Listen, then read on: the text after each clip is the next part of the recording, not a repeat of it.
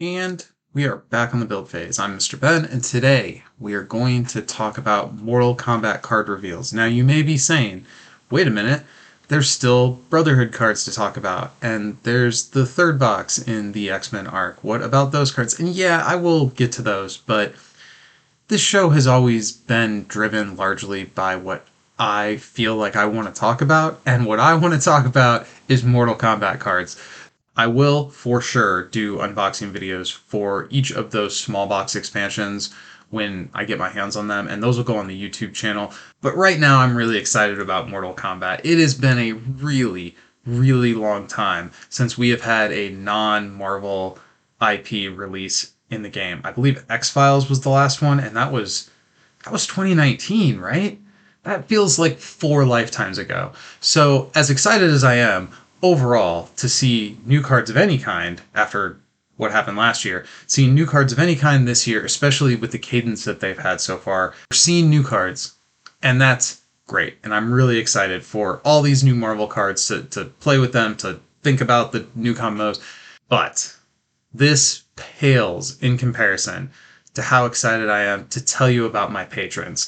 At patreon.com/thebuildphase, you can support us, just like Roland, Peter, Patrick, Justin, Jason, and Brad, as well as others. These are the people that keep the lights on around here. I love all you guys.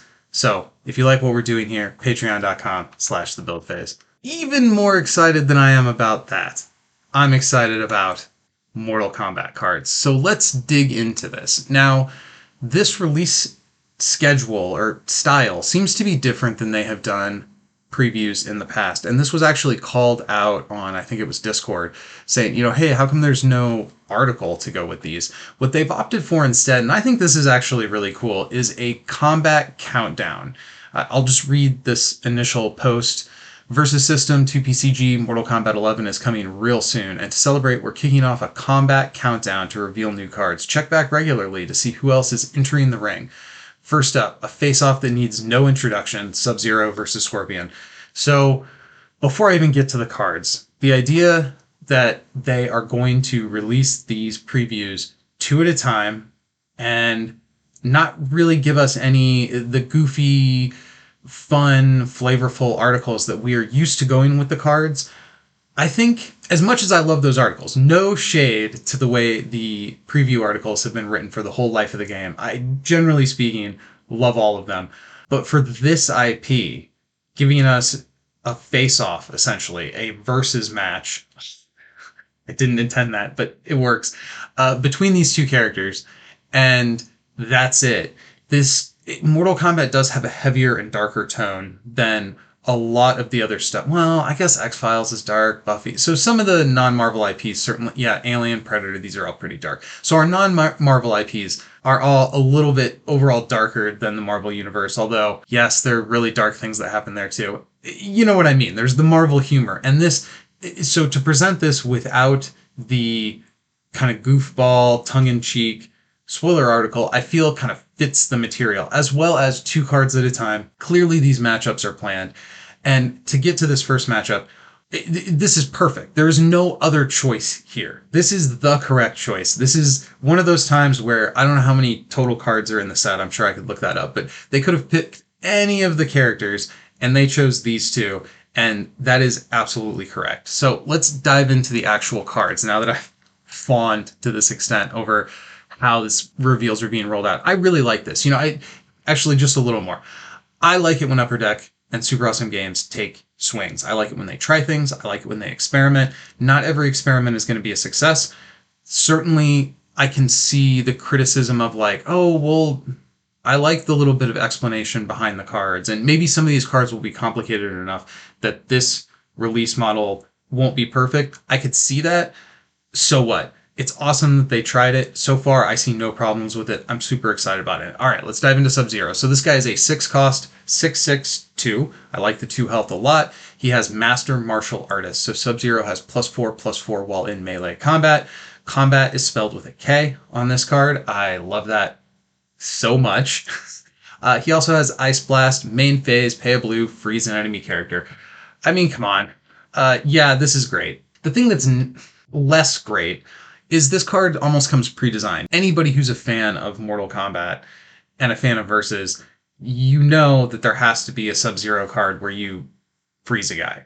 That just this is the most predictable card, but they had to do it. This had to be, if they did a Sub-Zero and he didn't have a version like this where he gets to freeze a guy, that would be such a disaster. So I have nothing really bad to say about this card at all. I think 662 is fine. If somebody's able to deal with your master martial artist, force him to fight at range, that's not great, but that's probably okay. Functionally, he's going to be a 10-10. You're going to get two swings with him. You're going to be able to lock down their best guy if you have a deck that can put the blues into it. Overall, this isn't the most amazing 6-drop we've ever seen, but this is probably the perfect Sub-Zero. I really like the design on this card. Moving on to Scorpion. I will say I think Scorpion did a little wrong here in the art department. Sub-Zero is charging up his Ice Blast. He looks like he's ready to get into it. And Scorpion, I get that the fire's on him. He's kind of doing his meditative thing, but I would have liked to see an art panel with Scorpion where well, I'll get to it in a second. So he has a 6-cost 662. He also has Master Martial Artist, so all the same words with regard to that keyword. And he has, of course, had to have Get Over Here! Main phase, pay a red, move an enemy back row character to its front row. Yeah, again, I kind of have almost the exact same analysis for this card as I do Sub-Zero mechanically. Like, this is maybe not the most exciting, creative, innovative thing that Super Awesome Games has ever put into the game. And arguably, that kind of stuff maybe doesn't go in this box, because we want this box to be a place where people who've never played Versus before can jump in and understand. We want this to be like a Civil War style box. So that probably means turning the knob down a little bit on some of the really wild stuff. Like Wyatt Wingfoot is always the example I go to for like a truly bonkers card. And it's something that's really difficult to understand. Or something like Wizard that references, well, obviously you're not going to have one of these self-contained boxes forcing you to reference cards from other sets. But so as much as I would like a version of Scorpion where you get over here and say the enemy character gets pulled into your front row and then Scorpion gets to do some kind of a special uppercut move and knock the character back onto their side. All of that sounds really cool, but this box is probably not the place for that, because we want this to be accessible. So this is a card they had to make. I feel like they kind of had to make it in this way. I understand that it's not the most exciting or groundbreaking thing, but this is how this card should work. And for all those reasons, I really like it. But my critique on Scorpion is, where is his harpoon? I want to see art. If you're going to give him the power, get over here. Let me see the harpoon coming out, like throwing it from his hand. That is the art panel that I would have preferred to have on this card. But other than that, totally fine. Moving on to round 2 in the Kombat Kountdown. Last time, 2 rivals made their debut, and now I like that they're actually committing to all the C words starting with K instead of C. So this is going to be the Protector of Earthrealm against the Tyrant of Outworld, Raiden versus Shao Kahn. Again, the flavor on this is excellent. These characters are super iconic. They're really powerful and important within the mythos of the Mortal Kombat universe. So people who are just finding out about this kind of via these previews, these are the characters you want to use to reel them in. And let's see if these are more complicated. I think overall we're probably going to have not much more complexity than what we saw with Scorpion and Sub-Zero, and again, that's probably fine. Raiden, he's got the same team affiliation as Scorpion and Sub-Zero. I'm not sure what the teams are called. He has Flight. He's a 2/5/6. That's kind of a level 1 main character stat line. That's pretty fine. Protector of Earthrealm, build phase, pay yellow, search your deck for a Mortal Kombat symbol supporting character, reveal it, and put it into your hand. Yeah, this is the kind of thing that I've wanted to see more of in Versus for the entire life of the game. I have always been team search is not bad. I think consistency in decks is a really positive thing. Wow. That's just straight up direct search. So it's not even, man. So like the last time, like Heimdall, for instance, you can't use him on same turn to search for a character of that drop because Heimdall himself costs 1. So he has to live for a turn to be able to look for your that turn drop. This, you can do this on turn one, although maybe you don't want to. I guess it depends on what the one drops are with these guys. But wow, wow, that's so strong. Okay, so how does he level up? When an enemy main character gets stunned, Raiden gains 1 XP. Ugh. Okay, well, okay, maybe you do use this on one then, because his attack value is not great, really not great for this kind of aggressive level up condition to have the two. I would almost rather have the 5-2 stat line with this kind of level up condition. So this probably means he's going to be pretty reliant on team attackers, which means I think we need to see like 1, 2, 3 drops of this team that also have flight so that Raiden and that character can get to the back row, or he might just not level. I guess it kind of depends on how densely packed the low drops are in your opponent's deck, if he can get those blockers up or not. Or maybe the other way you could go if you're not going to rely on team attackers, although given the Protector of Earthrealm power, it feels like you probably want to be relying on team attackers, is plot twists. There could be plot twists or even equipment that... equipment? I don't know about equipment in this box, but certainly within, if you're building this in out of just the silo of the Mortal Kombat box, you could use equipment or potentially plot twist to also make that 2 into a more respectable stat line. Definitely feels like he's going to want to have access to like +3 attack or more typically. Certainly there are some main characters that have 4 or less defense, but yeah, that could be a really hard level up. But man, and honestly, now that I'm kind of breaking it down in my head, the Protector of Earthrealm may just be a strong enough power that you don't necessarily care about leveling up. That power may give you enough, because that's basically that's going to turn into board advantage. That's going to turn into consistency in your deck. So if you can almost always, or your plan is to always produce more to the board, generate more threats at all times, maybe Raiden hanging out in the back row until turn 4 or 5 isn't that big of a deal. Like, he's not really there to get down and scrap. The characters he's summoning out of Earthrealm, out of your deck, those are the characters that are there to go fight and do the stuff for him. So if they're a little slower getting to the experience, whatever, you don't care about the experience anyway. And maybe we don't even know if he's still going to have Protector of Earthrealm at level 2, because they aren't showing us that card in this card reveal. So potentially there could even be an incentive to put off stunning the main character until you've really got your whole curve fixed in your hand. That does, of course, make you vulnerable to things like discard effects, but man, that Protector of Earthrealm power, that is really, really strong. Just look at how long it's taken before they put these kinds of effects in the game, and the few that we have, how powerful they are. Like, Wakanda is a huge one. Yeah, that seems really, really good. Wow. Okay, Shao Kahn. And Shao Kahn has a different team affiliation. He has the Mortal Kombat symbol. And, oh man, is this really the final version of these cards? So, Bert's gonna hate this. This isn't the first time in the history of this game where I have nitpicked the team symbol, but zoom in on that Mortal Kombat logo. That does not feel like a very clean crop. Maybe it's just the quality of this image, but man, that looks like the quality of graphics that I do on this podcast, and that's not like, I'm not a professional.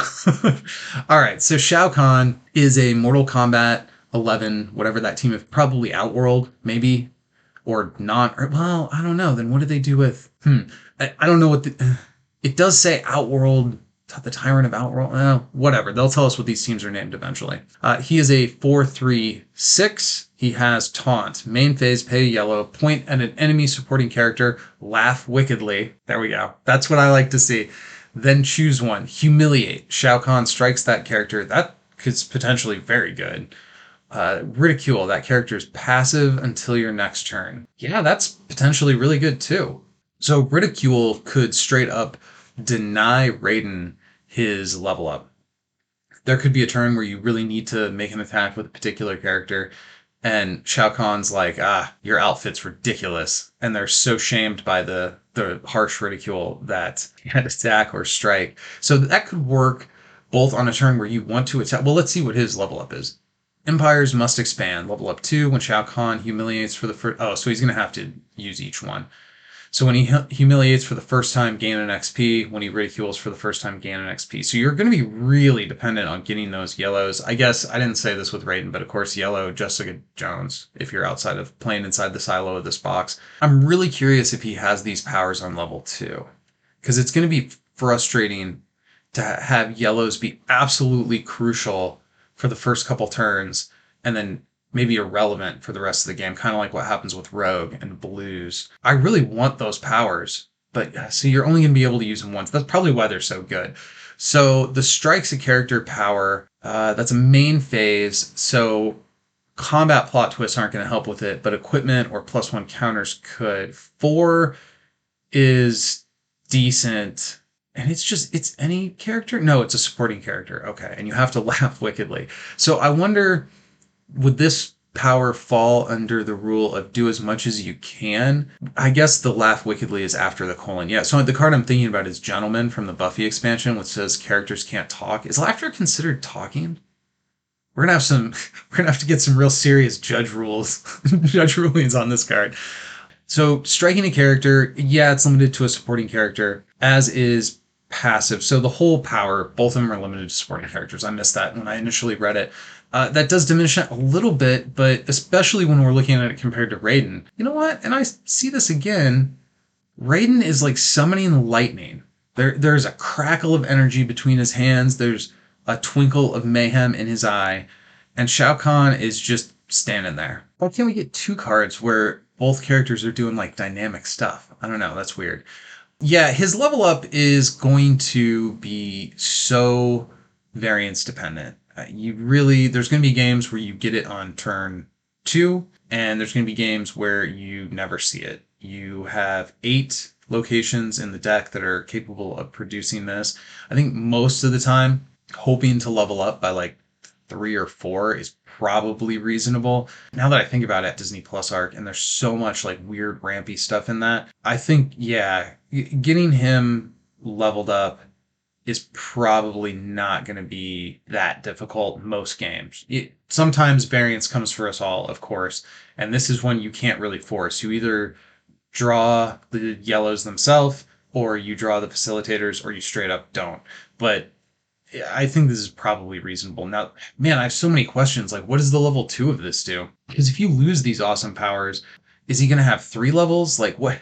Probably not. I imagine, given that this is going to be our sort of Civil War level of complexity type of box, it makes me think that they will not have any level 3 characters. But if they were going to do level 3 characters, these would be the people to do it with for sure. Wow. I like all these cards. To kind of go back over them, definitely a thumbs up to Sub-Zero and a thumbs up to Scorpion.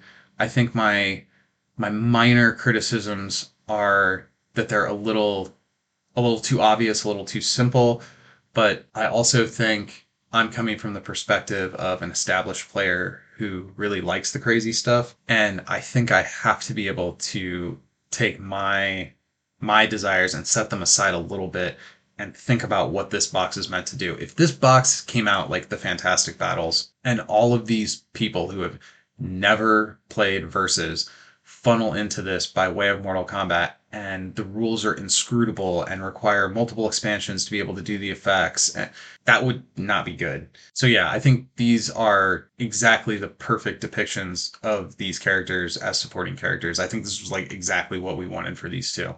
Moving up to Raiden, I think I give him the biggest thumbs up ever. This seems really, really, really strong. If he loses this power at level 2, I mean, I'll have to see what you get instead. I'll have to see what the level 2 is, but I would really like to see this character retain the searchability throughout all of his levels, and therefore I get it for the whole game, and see what a character with like really aggressive search like this is able to do. We've seen I Need Your Help, and that was very strong, but it needed a lot of support in order to work optimally. This is supercharged I Need Your Help. It's wild. Shao Kahn level 1 seems very promising. Kind of the same as Raiden. I wonder if he's going to have this incredibly powerful superpower at level 2. I sort of want him to, but I'm excited to see whatever this level 2 is. I'm not as invested. I think people who've listened to the show for a while will know how highly I rate extra card draw and card search.